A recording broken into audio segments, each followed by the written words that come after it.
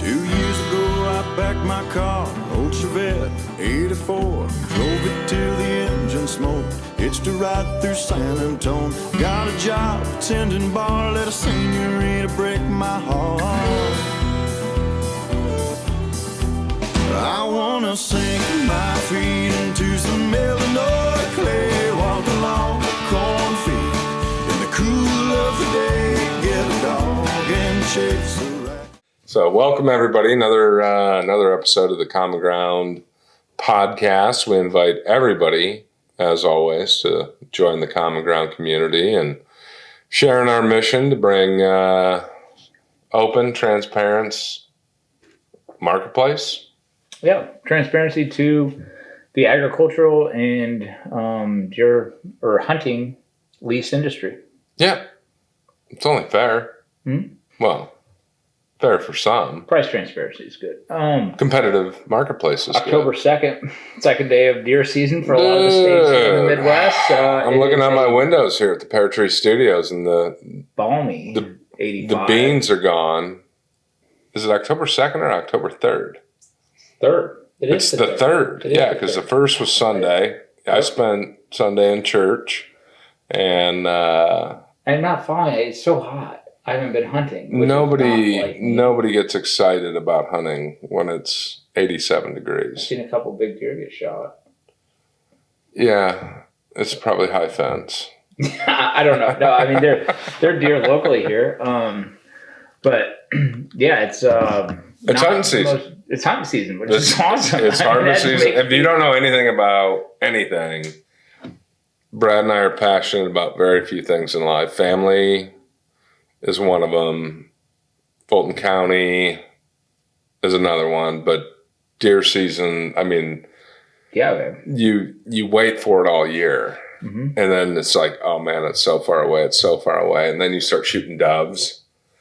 You're like, oh, it's going to be here before you know it. And then you wake up and you're like, oh, it's the 3rd of October and we're doing a podcast. You haven't been in the stand yet. No, it's freaking, it's like summertime out there. I can't go.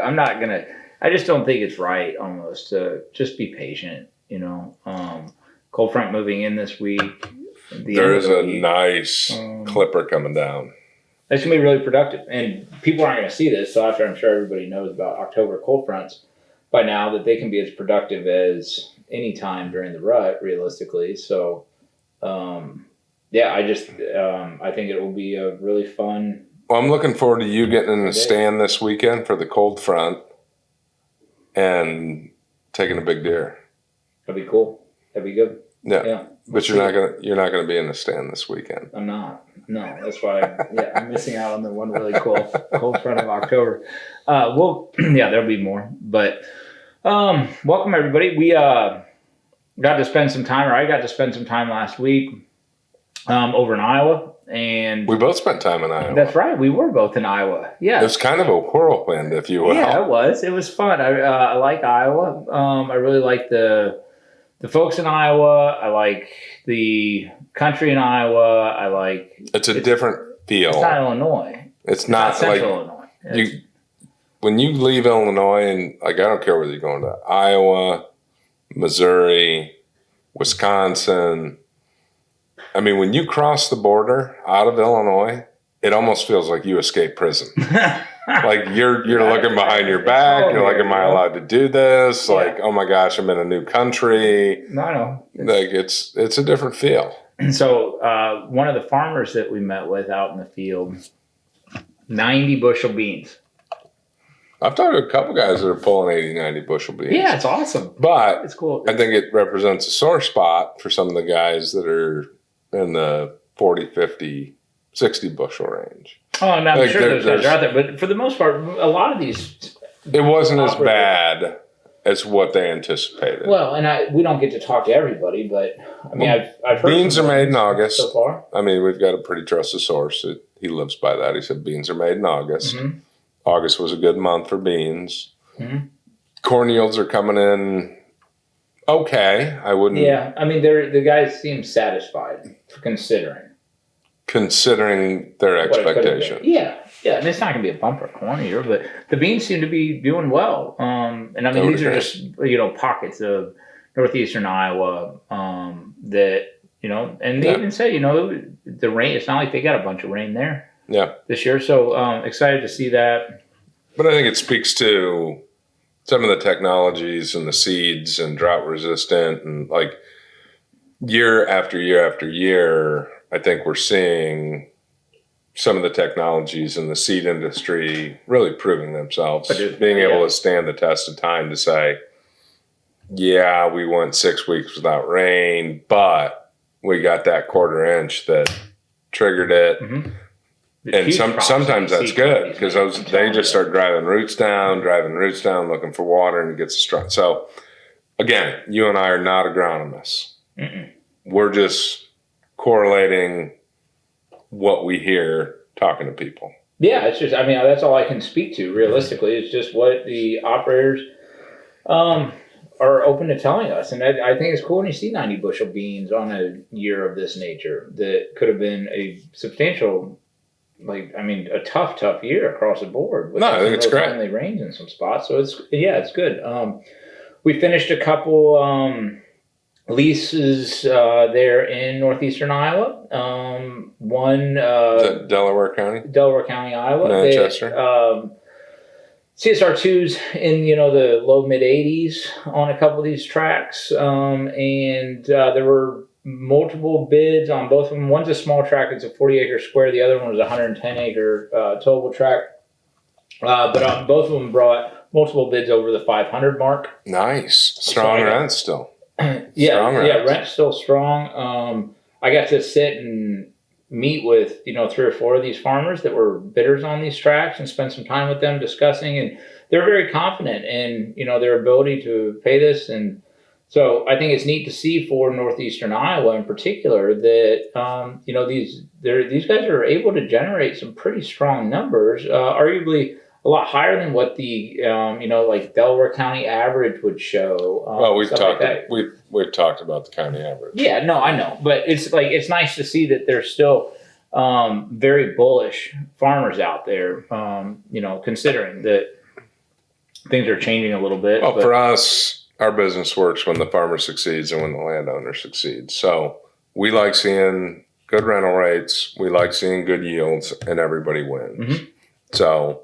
And part of your trip up into Iowa, when I picked you up in Iowa City, going over to Des Moines, we had CommonGround Insurance Group rep with us, Trevor Froling from CommonGround Insurance Group, just tore it up. Dude, it's amazing. And I learned a lot from him. I'm not an insurance guy. You're not an insurance guy. We have really, really good people internally here that are insurance people. And Trevor is so impressive that there wasn't a single farmer we met with there in Iowa that had ever heard of these fall margin calls. That's what amazes me is because, working with CommonGround Insurance Group and the community that we've created, just turning Trevor, just pulling the leash off of his collar and him going out and engaging in our community.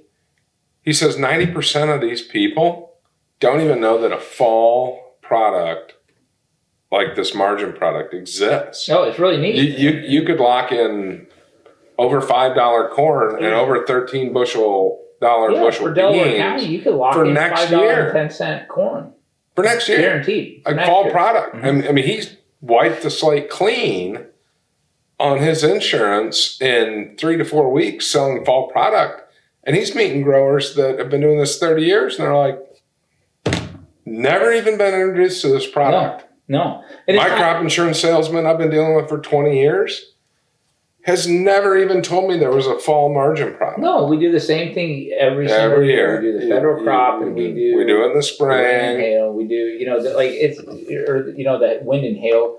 There's all sorts of different nuances of opportunity that you can take on this, but this fall product is huge. And I would really encourage, if you're an operator out there, reach out. Let Trevor. He's very, very insightful on any of these insurance products that are just slightly outside of the normal scope of the federal. He's like Jean-Claude Van Damme in Bloodsport. He trained for this his whole life. He's real good. Yeah. He called me at 10 last night. he had been living out of his truck for 3 weeks. He drove 2.5 hours east to meet with the grower, met him in the combine, signed him fall margin, then drove 4 hours west, met with the grower, and signed the contract. Got back home. Midnight last night was the deadline, and he was closing deals up until midnight. Yep. And people are tickled to death with his response rate, how attentive he is. Yeah, we need just the education. Yeah. We need 100 Trevors. Yeah. But this is what frustrates me, is because we got into this, and it was, we're going to do ag leasing. And we found all this opportunity and the shortfalls and where landowners were missing out on ROI and missing opportunities. And then it translated into hunting leases, and it's $25 an acre. And no, we're leasing stuff for $60 an acre. So there's missed opportunity there. And then you go into the crop insurance world. I mean, it's like the Wild West. It's interesting that this isn't like snake oil that he's selling. This is like, no, these are really valuable products that guys are like. They've been farming their whole lives, and they have no idea these products exist. Yeah, and their current agents have been completely asleep at the wheel. And traditionally, what I'm learning is crop insurance is sold from this date to this date, generally March 15th or April 1st. So it's sold in the first couple months of the year, spring product. Well, they're content with that. I know, but there's a lot more to it than that. And like, we've got a really nice flywheel of how we are able to personally engage with these operators and take a little bit different scope or look at how crop insurance is sold, how it's done, how we can help. But it's a holistic view. Sure. No, it's very different. But I guess all I was going to say is that, like, CommonGround Insurance Group is actively growing. We're looking for, guys that would want an opportunity, whether it's... We've got more leads than we can handle at this point. That's exactly right. And so it would be a situation where we would be able to filter to a high quality, insurance guy who's looking for a new opportunity. You go from a Trevor who was cold calling people to us giving him a list of hot leads saying, these guys want to know about fall margin. And he's done a great job with them. Yeah. Really great job. In every single industry you get into, there's always the laggards. But I've been amazed, astonished, and disappointed. Big words, dude. For you or for me? I got way bigger words than that. Way bigger words. But fun with adjectives. I'm really good with adjectives. But how is it that so many guys are out there selling crop insurance that aren't chinning the bar? I don't know. I mean, from the meetings that I've sat with Trevor to just listen and learn, there hasn't been a single person who's heard of these products and it's not even just through our group. It's not like they're not all just private to Hudson Insurance, who we operate through. They're not just unique to CommonGround Insurance, who, obviously we operate. The fall margin is federal. Yeah. It's a federal product. Yeah, but it's not, a lot of them are farming. But that's what Trevor does. Trevor takes the holistic approach and says, we've got fall product, which is margin. Some people think it's garbage. Standalone, it might be garbage if you look at it in a singularity situation. But if you look at it holistically and you say, hey, I want to lock in this in the fall, and then I'm going to do this in the spring, and I want to layer in some private products like the Flex Lease Insurance and the clip that we created with Hudson, then you get the full gamut to say, I know your exposure here, I know your exposure here, and I know your exposure here.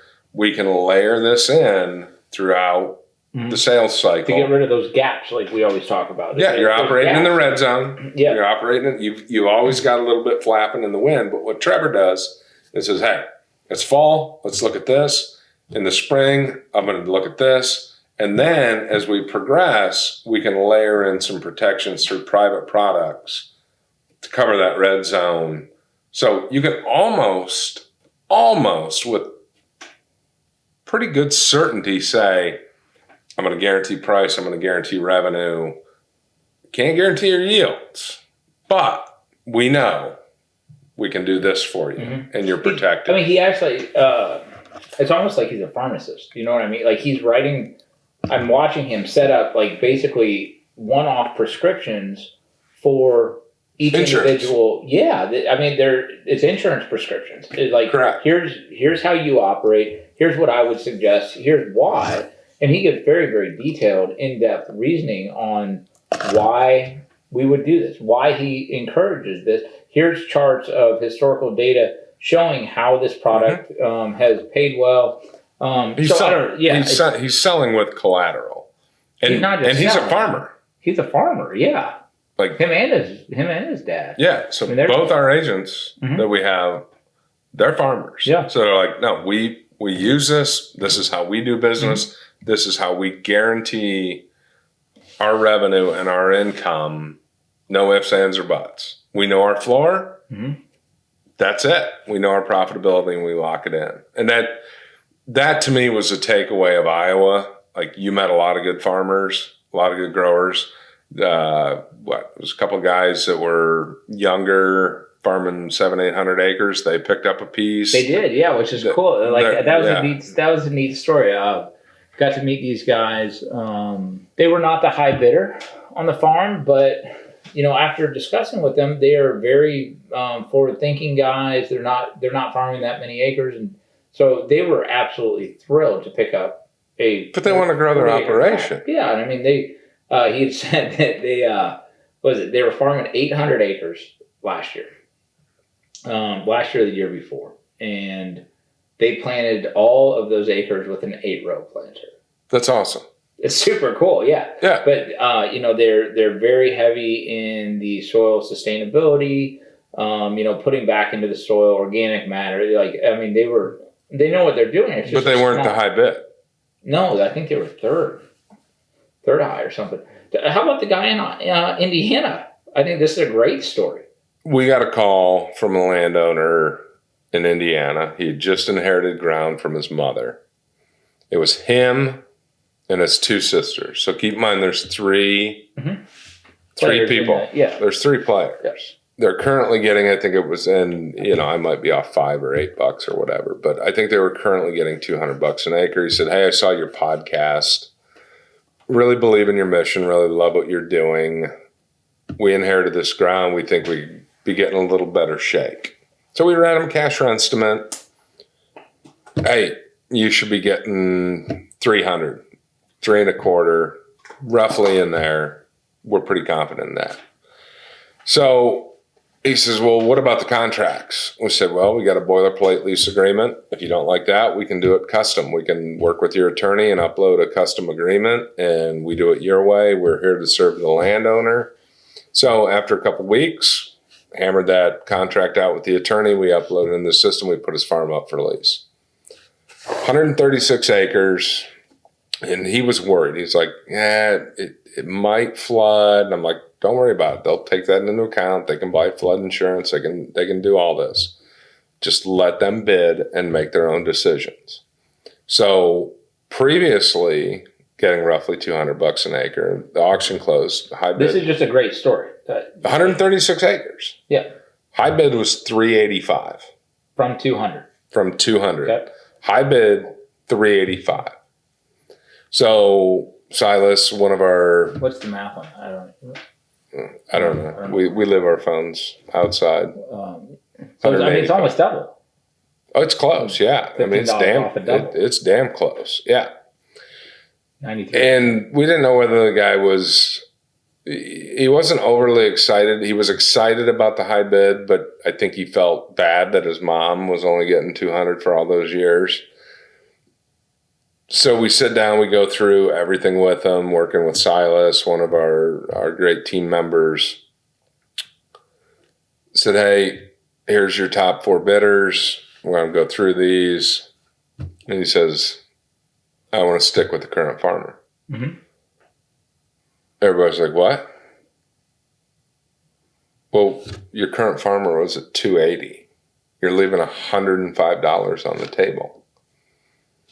He's like, well, it's 136 acres. Call it $100 an acre. It's a 40% increase. I mean, if you look at it, from a simple math sort of. Yeah, I mean, but increase. you and I sit here and we're so pragmatic about it, and everything's business. But it's not. No. That's why we leave it up to the landowner. Yeah. And so he let go a $385 an acre offer on 136 acres for a $280. $280 offer. So with his current farmer. So it's an extra $13,000. Call it $13,000. Yeah, $14,000 a year. Sure. He gave up, but he goes, Chris, the guy's been on the ground for a lot of years. Mm-hmm. It's $13,000-$14,000 a year. You split it between myself and my two sisters. I get it. No, I get it. There's not a whole lot to go around. I understand it. It's $4,000. But I think it's cool. And after I pay tax on that, like it's a couple grand a year. We want to keep the same grower on the farm at $280. Yep. And I was like, bud, it's your call. It's your ground. I think it's great. I really do. I think it's an admirable way to do it. And all it did was, it got them to a point where he was more comfortable. He knows what it's worth now, but all the cards were still in his hands. Correct. And this is going to translate to me going back into, and I know we've talked about it before, but for the state of Illinois, okay? Yeah.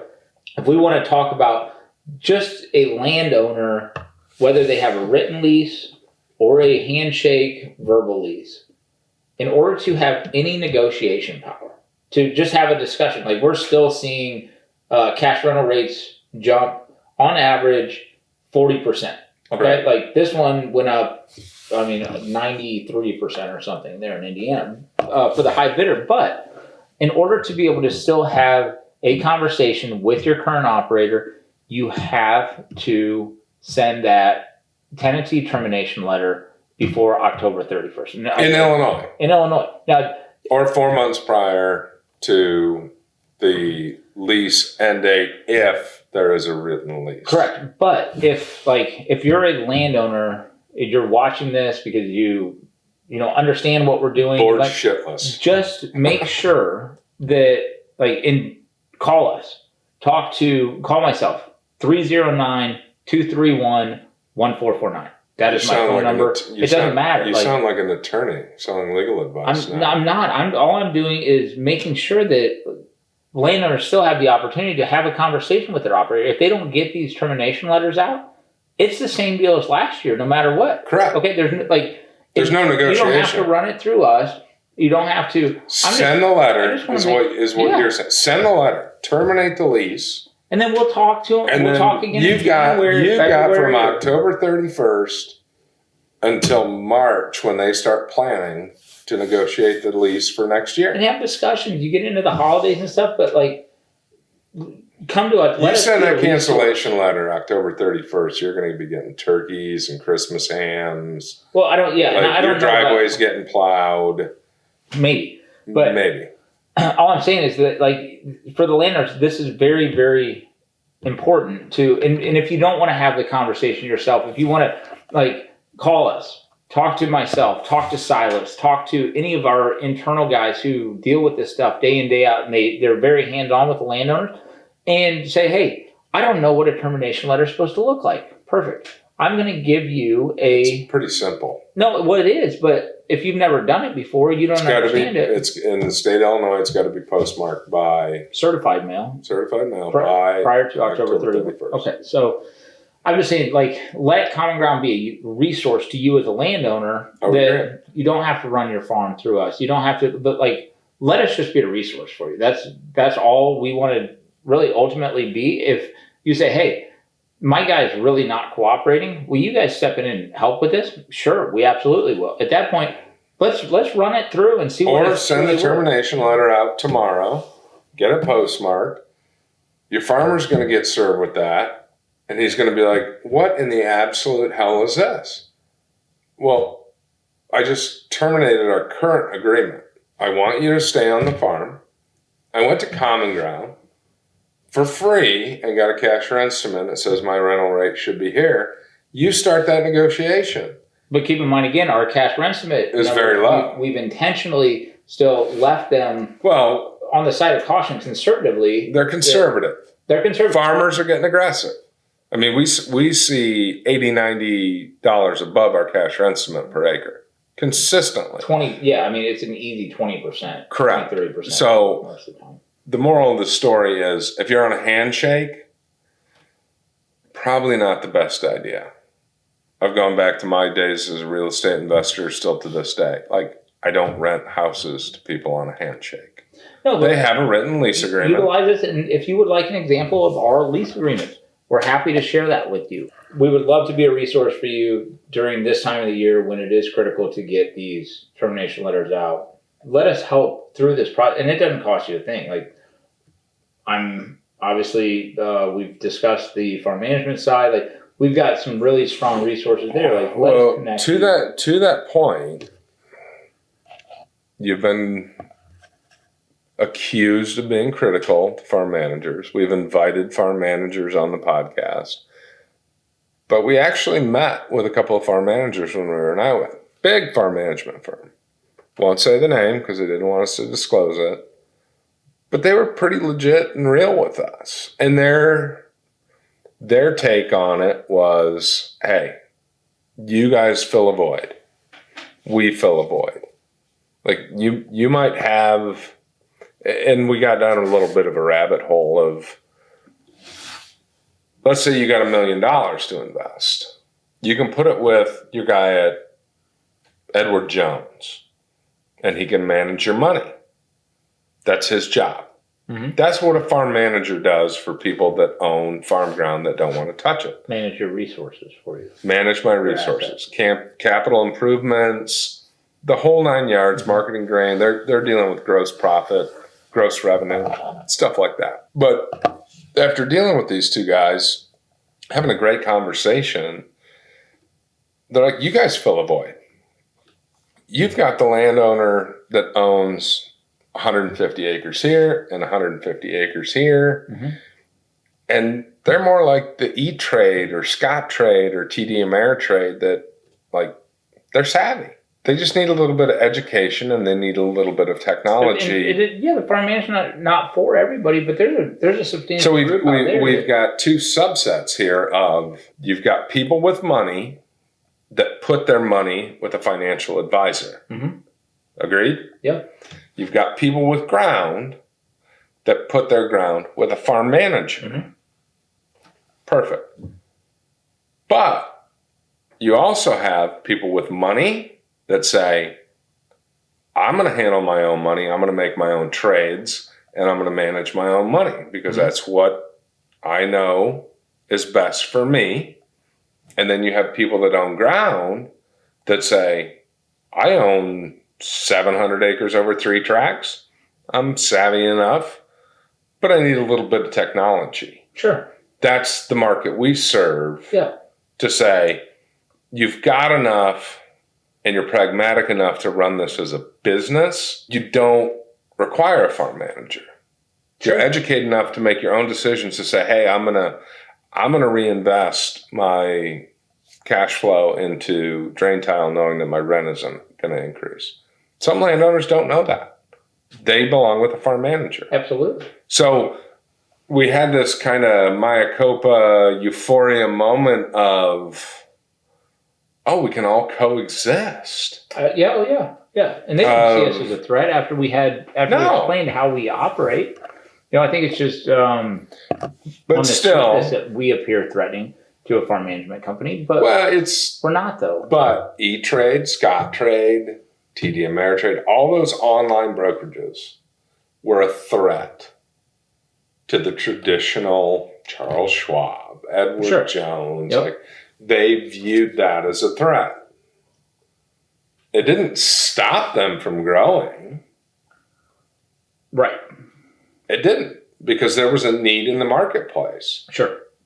Are you on E-Trade or Scottrade? Do you broker some of your own money? Mm-hmm. I do. Poorly. I'd probably do better if I had a farm manager or in this case, a financial advisor. Absolutely, I'd do better. Yeah. I mean, we can talk about EV stocks and all sorts of stuff and all the mistakes we've made, but that was our choice. Yes, 100%. Yeah. So it's one of those things where if we can all coalesce around this idea of both these worlds can coexist well, they can complement each other, honestly. Yeah, because we told them, we're like, hey, if we get a client that comes to Common Ground, we're going to send them your way now. Some of our clients come to us, they're better suited for a farm management company. Absolutely, they are. And we can say, hey, Mr. and Mrs. Smith, we can get you a better rate on your rental agreement. We can facilitate the lease. We can connect you with quality tenant farmers. But in your specific circumstance or your instance, you might be further ahead to work with this group out of Iowa that can manage your asset a whole lot better than we can. Yep. And really not just take your 300 rent to 425, but they can take that asset and manage it. There's a whole lot more too. There's a whole lot more than just connecting the tenant and the landowner. There's a lot more to it. That's the revelation that we had with this meeting was you serve your market and we serve our market, and how do we work together to make everybody happy, which was awesome. Well, we want to be able to be a resource for landowners across the board, and I think this is just an added layer that we need to really put our teeth into. Correct. And be able to shuffle folks to these high quality guys in that space. And you and I have talked about this. There's always room in the space for multiple players. We serve our market, they serve their market. But it's not going to be long before one domino falls like we just recently had with a big farm management company where they're like, we're not embracing technology the way we should. Can you help us embrace technology and help us grow? And maybe the clients that contact us that don't need our full menu of services, we can send your way. Mm-hmm. And it's a symbiotic, mutually beneficial relationship where ultimately farm management companies are a fiduciary and they're serving the best interest of the landowner. At some point, they might have that guy that owns 100 acres that doesn't know what to do with it, that calls a farm management company, and he just wants, hey, I want to cash flow this. Okay, you need to go to Common Ground, where we get that 1,200 acre landowner where, hey, we can work with you, we can get your rent up, but here's a farm management company that brings added value to you. Very much so. And they're going to help, out of the list of operators in that area that come through our platform. There's a lot of value that can be put behind the good farm management companies are becoming a la carte. It's not all or nothing. It's not I manage your farm 100% or go piss off. No. The forward thinkers are saying, here's a menu of what we can do. Mm-hmm. What would you like us to handle? You choose. Mm-hmm. You choose. And that's the type of farm management companies we want to work with, is the cutting edge, the forward thinking, saying, hey, we're very, very malleable and ductile in this new environment of technology and everything that is swirling around. It's the legacies that are like, you're a threat. Sure. And it's like, no, we're not. No, we're not. We're just here to help. We really are. We're in the best interest of the landowner and giving opportunities to farmers to grow. That's it. That's what we do. We wake up every day. We just closed out a lease, and I was tickled to death with who the landowner chose. And I was like, you're going to be ecstatic with this grower. Yeah. He wasn't high bid. There are a lot of times not. He was not high bid. He sold himself. Yeah. He sold himself. Oh.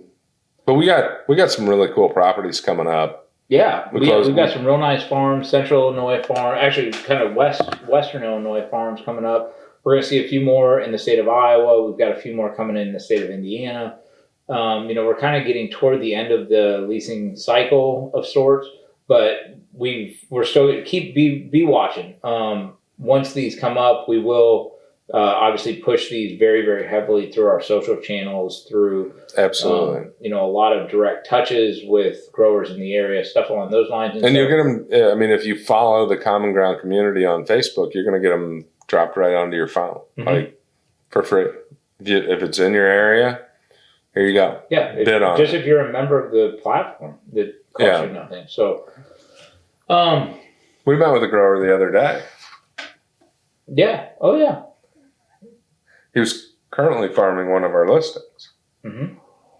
And that happens, but it's good for us to be able to continue to grow our network because it's mutually beneficial for the selection process as we get to know these growers more. But what's great is he said, hey, here's all the problems with this farm. Nobody should be farming this, but I want to continue to farm it. Great. Register and bid. Mm-hmm.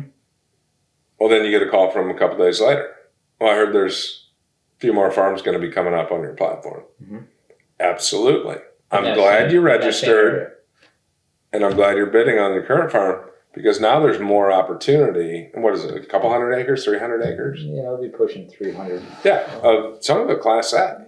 Some about 150 Class A. Yeah, so the part that I enjoy is watching the community grow. Mm-hmm. I mean, we have hundreds and hundreds of farmers and growers joining our network every single month. Yeah. We have 25, 30,000 visitors every single month. That's growing exponentially. Mm-hmm. Landowners are joining the platform and they're realizing new opportunities and new ROI and new gains and new tenant farmers that, I own 3 pieces of ground, but I put this one up. Well, you got this one. Now I'm going to give you a crack at these other 2. Yeah. So it's not just the one-to-one connection. No. It's the exponential making those connections. And so I told you it's not about closing rate or anything like that. Like, we got a landowner to put a farm. It's the connection rate. That's it. Yeah. And what is the connection rate? Because one farmer can get one farm that can lead to 3 others. Absolutely, it can. And I say it a lot, but I'm not into one-off deals. No. I'm just not. I want to be able to grow relationships, grow the network, and Absolutely. Be able to offer, resources for both operating farmers and landowners ongoing. For in some cases the same property over and over. But I don't know. That's we've been busy. We're going to continue to be busy. And do you want to tell everybody where you're going on Thursday? Not really. No. I'm not going to be deer hunting, so that's what I'm not doing, I guess. But okay. I'll be back. I'll be back here. Well, I'm happy that you're finally getting some time off after a long grind. Sure. And going to spend some time with the family. Mm-hmm. We won't say where you're going, but you won't be deer hunting. I won't be deer hunting. I will be here pretty soon, though. Yeah. When I get back, I will be. Yeah. So my plan is we're at Pear Tree Studios. God bless Fulton County. And I'm going to be down here. Today's Tuesday? Yeah. Yeah, it's Tuesday.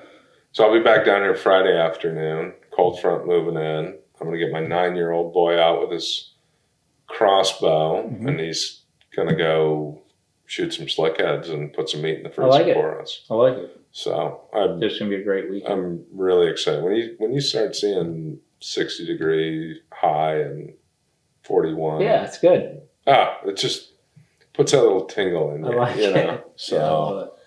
But no, we don't always have a direct purpose when we do these podcasts, which is great. Mm-hmm. And it's more or less telling everybody what we got going on, what we got coming up, what you're doing, what I'm doing. It's going to get really awesome with fall and harvest and that smell in the air and cool, crisp fall air and deer hunting and just keep plugging here. Dude. Well, and get those terminated. If you reach out about the termination letter, reach out about anything.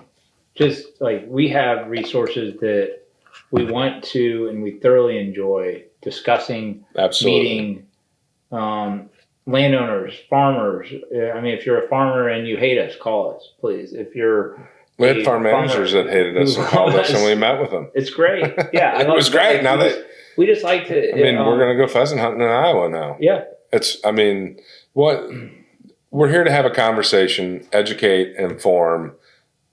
It's that simple. Yeah. Like there is no ill will towards anyone. Mm-hmm. No farmer, no farm management company. We are two people who love making connections. We like growing relationships. We want the knowledge you've gained as a land broker, mm-hmm. the knowledge I've gained as an entrepreneur and owning farms. We're just transposing that through this podcast out there to the public, free for consumption, to say, let us be a resource. Mm-hmm. Let us help you, and it will come back tenfold to us. Absolutely. Because that's our mission, is educate, inform, and as long as we're doing good and moving the needle forward every day, whether we're helping growers grow or we're helping landowners achieve a greater ROI, or we're just educating them. Yep. It doesn't matter. Mm-mm. You and I if we're not doing this podcast, you and I are with growers and landowners pretty much exclusively, helping them out as best we can, walking them through the process. And we've had great results, and that's why we're growing. That's why we double in size every year. And it's been fantastic. And now with the podcast, this is number 8. Mm-hmm. And we're just feeling cozy. Like, we like doing them now. Yes. I was joking that it was grueling, but it's fun. We just want to, hopefully people enjoy it. They appreciate it. And give us feedback. Follow us on any of the social channels. Join the CommonGround community. Thank you. Thank you, guys. Thanks, everyone. Take care. Appreciate it. And still no sponsors. You got thank none of our sponsors. LG TV, Pollywood Tables, and Red Solo Cups. More Red Solo Cups than Toby Keith. So one of these days they'll come a-knocking, but until then we will thank none of our sponsors. Thank you, guys. Enjoy. Have a great week.